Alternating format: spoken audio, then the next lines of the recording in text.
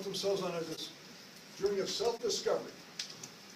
Oh, they're modern-day pilgrims, as some people say. They're going to find something in themselves, learn something about themselves. I want to interact with local people, get to know them better.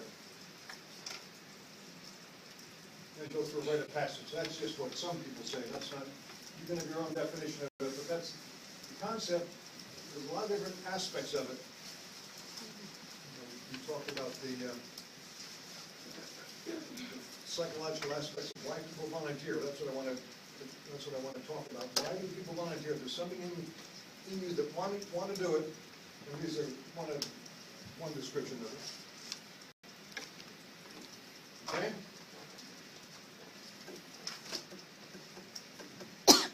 Different people have different things. One is it's amazing, I thought. I did different research and I found almost the identical kinds of things. In other words, they keep talking about the different aspects of your brain, different aspects of the pyramid, Maslow's pyramid, that you want to activate in order to become a volunteer tourist. You have the values, express altruistic values. We talked about that Maslow's pyramid, and that's up on the top. People that are up on the top of that have that feeling. Understand more about the world, enhance their positive mood, help their career. Some do it for that reason. Social aspects of it.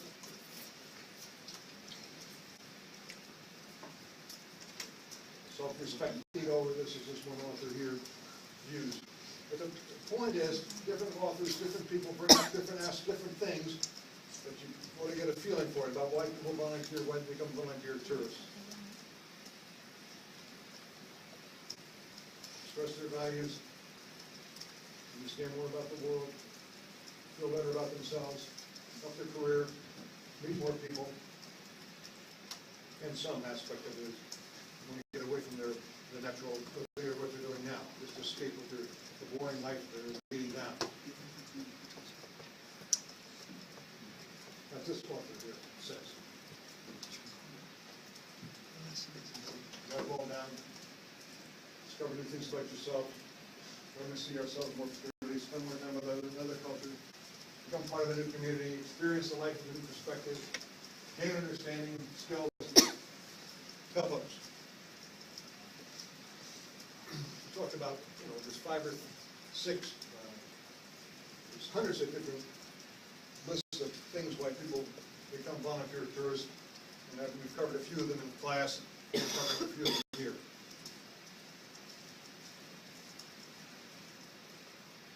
Okay?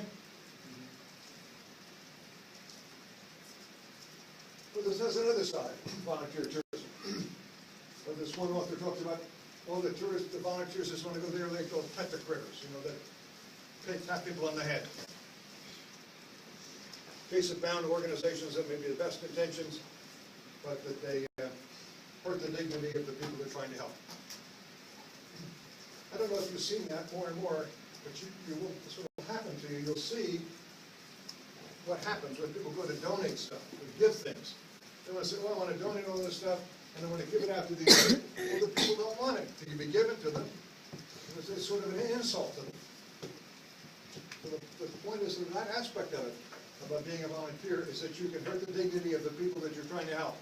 Because they know I'm much more important than you. Look what I have, and I'll give you this stuff. My used clothing or something that doesn't fit anymore, and I'll be real nice to give it to you. Well, then, sort of a crude gesture. And the point is that exists. This is the dignity of local people that get it.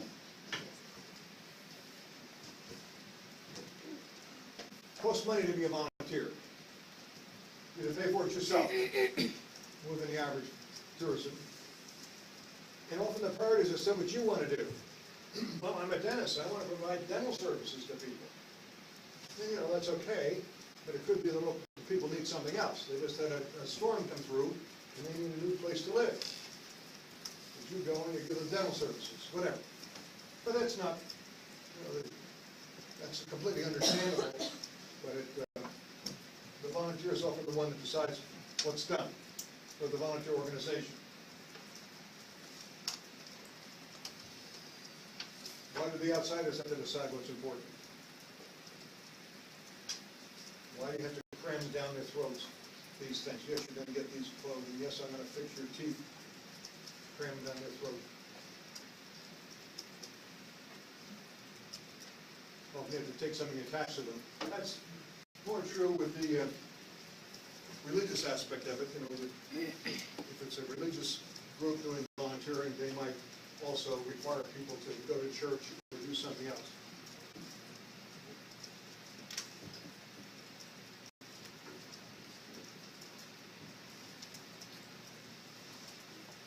The other thing that's I don't know how big it is, but it could be you're complicit in making commercialization out of it. And you can see some of that in that Cannibal Tours thing we saw. You know, yeah, you're going there to do something for people, but it all becomes something commercialized. The volunteer tourists might go in like that. In other words, you go in and help somebody, and then the local people see that these rich people come in all the time with money, and so that the idea becomes commercialized. So let's beef it up. Let's have more volunteers coming in here, and let's transfer it from volunteers to general ecotourism or something, because they are making it commercialized.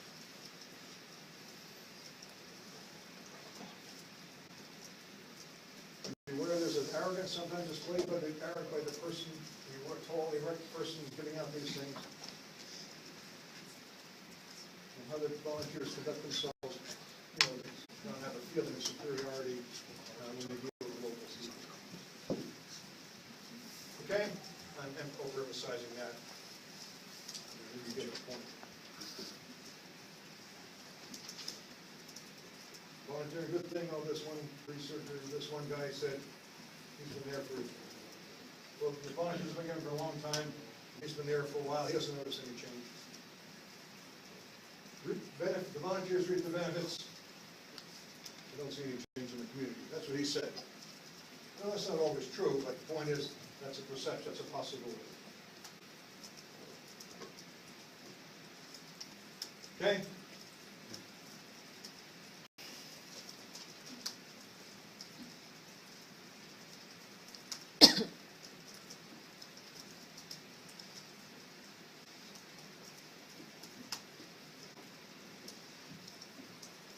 Who they meet, who the volunteers meet, where they stay. Yeah, who's there to have a good time and to satisfy their own self, and their own strong knowledge of the local people. That's often true of tourists generally, not just the volunteer tourists.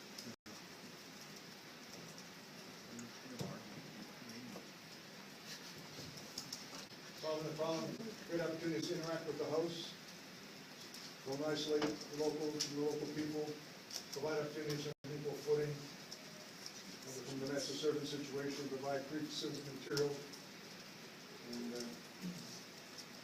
language translations,